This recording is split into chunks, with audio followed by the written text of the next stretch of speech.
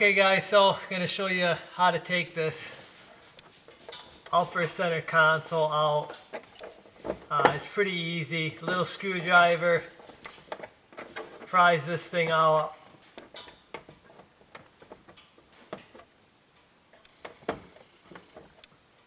You really don't need to pull this out to get this center console off. But if you are just looking to take that out, all there is snaps or clips on all four corners. You just kind of pry it out. Comes out pretty easy. But what that allows you to do is it allows you to see the screw or the mounting screw here for this overhead console. It's just a Phillips head screw. You unscrew it, and then the console will drop down a little bit, and you need to pull it ahead, and you kind of got to get a little rough with it because it kind of sticks up here in the back, and then you can pull it down, and you're going to have two plug-ins.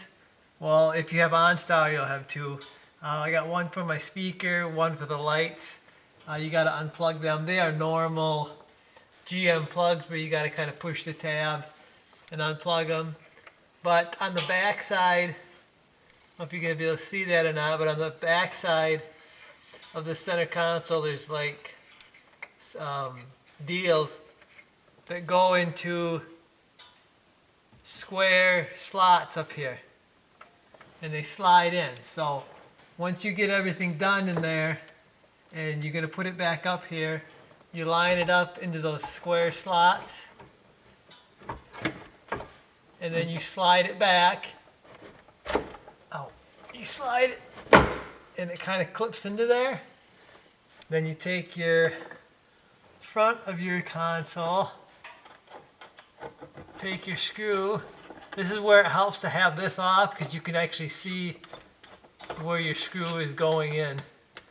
And there you go. That's it, guys. That's all there is to taking the center or overhead center console out. If anybody's ever wanting to do that, you're going to have to take it off if you ever want to drop your headliner, or if you want to add something up here, you have to take it off. It's not that difficult, and Suburbans I think are a little different. I think this right here has the rear heat, if I'm not mistaken, but other than that it should be the same. You can have more plugs for the heat, I imagine. But anyway guys, that's pretty easy to take that out. Okay guys, so quick how-to on how to get these center lights out of these Chevy trucks.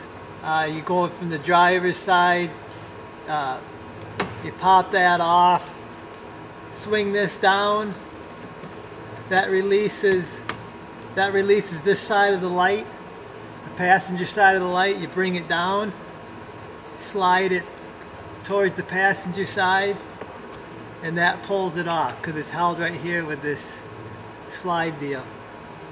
And then obviously you got a plug here. You just press the tab, unplug it, and that's how this light comes off. Goes back on same way. Really easy. Slide it in, slide it towards the driver's side this time, slide it up in there, take your light, slide it back up, pop it up in there. That's it. That's all there is to that center light. Quick how-to on these pillar panels. It's really easy. There's a clip right here. There's one clip. You got to grab a hold of it, pull it straight out or down this way. Take your other part of the panel. So I like to push the dash down a little bit to get it out. It doesn't really want to come out. And I got to play with it to get it to come out.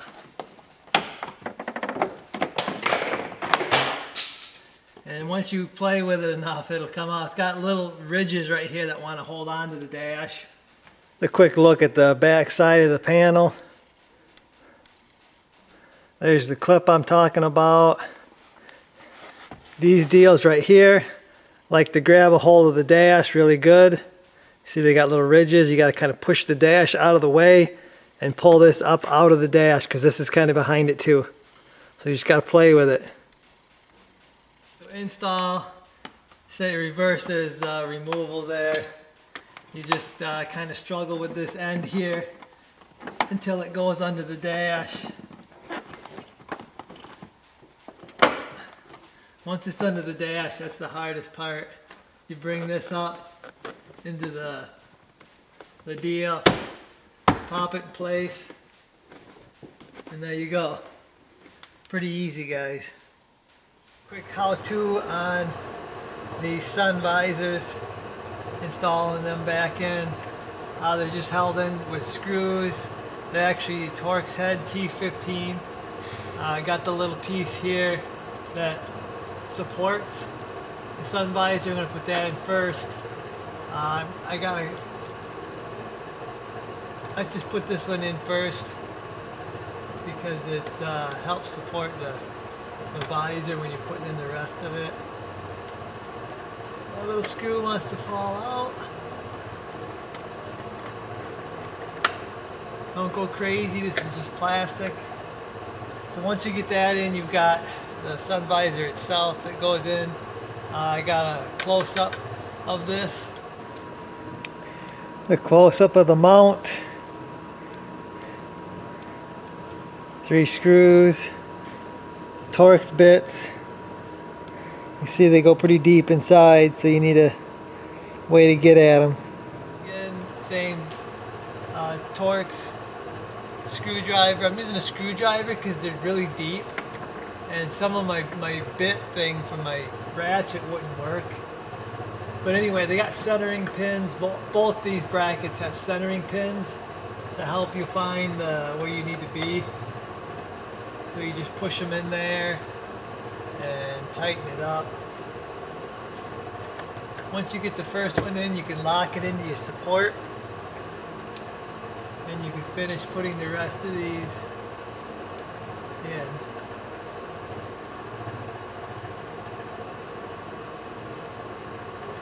Real simple, guys. You're going to need to do this if you ever want to pull your headliner down. These are going to have to come off, so that's really what's involved. It's just you got 3 screws in your sun visor itself, and then you've got 1 screw on your sun visor support. And there it is. That's all it is to it. That's it, guys. Hopefully this helps some people out there. I'll see you guys. You just go from this side. Whoops.